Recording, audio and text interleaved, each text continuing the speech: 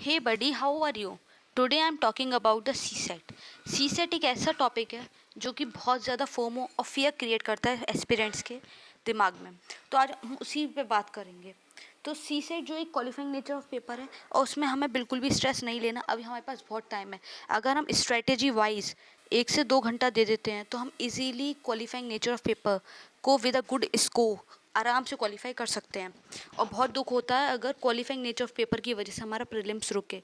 और बच्चों के 20 से 30% बच्चों के आराम से प्रीलिम्स रुकते हैं बिकॉज ऑफ सी सेट। और वो बहुत ज़्यादा डिप्रेसिंग सिचुएशन होता है जब सी सेट की वजह से, क्वालिफाइंग नेचर ऑफ पेपर की वजह से, अगर हम जहाँ पे सी जी एस में बहुत अच्छा स्कोर कर रहे हैं तो इसकी वजह से हम रुके, तो हम वो बिल्कुल नहीं चाहते। यस, तो अभी हमारे पास बहुत टाइम है, आराम से हम प्रिपरेशन करेंगे 2025 के लिए।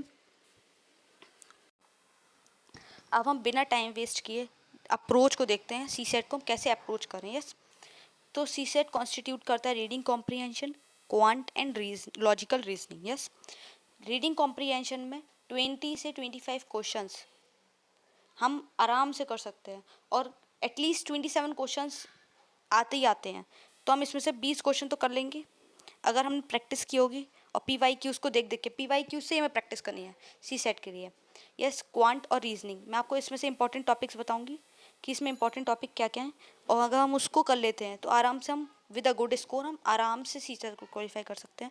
और फिर एंड के टाइम पे हमें फोमो नहीं होगा, हम आराम से अपना रिवीजन स्टैटिक पोर्शन का, जीएस का, आराम से करंट अफेयर्स का बहुत ज़्यादा प्रेशर होता है उस टाइम पीटी 365 आ रही होती है और बहुत ज़्यादा फ्लडेड होता है मार्केट बहुत ज़्यादा प्रेशर से, और हम सब एक साथ हैं। तो अब हम बिना टाइम वेस्ट किए हम ये डिसाइड करते हैं कि हमें क्या क्या पढ़ना है।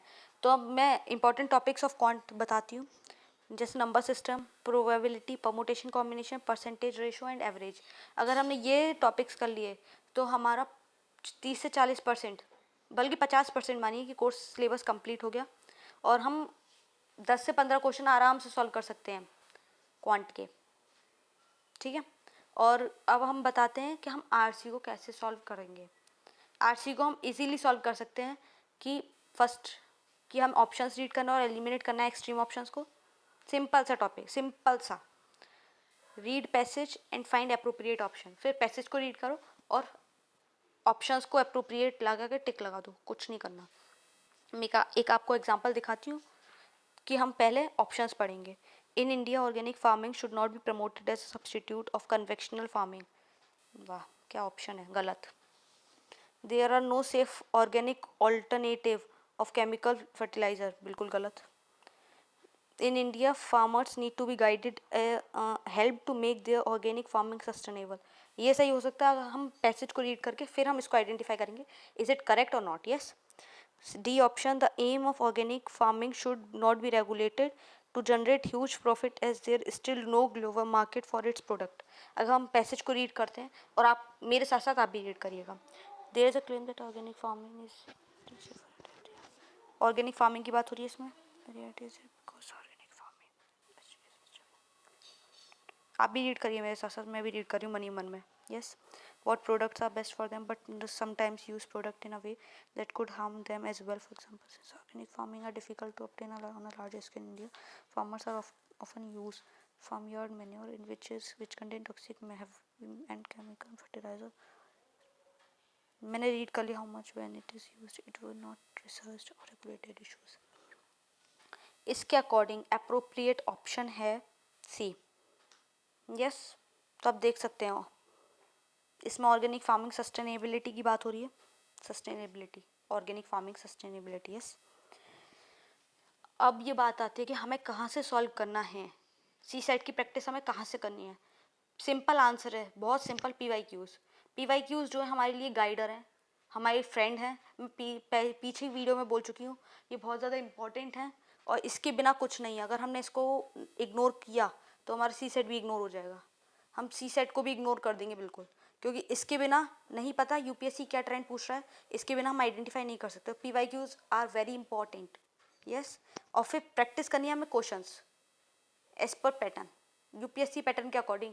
अगर आप ट्रेंड एनालिसिस कर लोगे और उसको आप सॉल्व करोगे पी वाई क्यूज़ को, तो आप पता लगा लोगे। और आप अगर एक्स्ट्रा क्वेश्चन सॉल्व करो तो पता लगाओगे, आइडेंटिफाई कर लोगे कि is it for UPSC pattern और नॉट। यस। अगर हम बात करें लॉजिकल रीजनिंग की, लॉजिकल रीजनिंग में simple clock and calendar, number series, direction sense test, blood relation और बहुत सारे छोटे छोटे टॉपिक हैं। अगर ये तो बहुत बड़े टॉपिक्स हैं, यस। अगर हमने इसको कंप्लीट कर लिया तो 4 से 5 क्वेश्चंस हम आराम से कर सकते हैं। और ये जो टॉपिक्स हैं ये हम विद इन 1 मंथ और 2 मंथ कंप्लीट कर लेंगे अगर हमने 1 घंटा और 2 घंटा दिया सी सेट को, तो easily with a lot of practice, क्योंकि ये 2-2 दिन के टॉपिक्स हैं सारे। प्रैक्टिस करोगे तो फिर 3-4 दिन लग जाएंगे आराम से, तो ये 1-1.5 महीने में आराम से ख़त्म हो सकता है। अब अभी तो हम पे बहुत टाइम है, हम आराम से भी करेंगे सोच समझ के तो इजीली हो जाएगा। So I am end this session from here. So thank you so much for listening me. और अगर हम आप बाद में बात करेंगे अपकमिंग वीडियोज़ में, अब मैं आपको ऐसी गाइड करती रहूँगी। आप मेरे चैनल को सब्सक्राइब कीजिए for more update information. So thank you so much, stay happy, stay blessed and keep studying.